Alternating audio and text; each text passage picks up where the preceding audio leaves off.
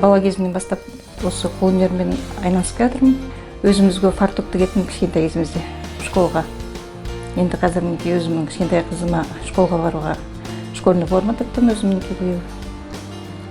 Сол енді ары қаратай ойлаймын, осылай бір жұмыстармен айналыссам ба деп. Солай енді қолөнерді дамытайын деп осы биыл 3 айлық курсқа барып, курсты өттім.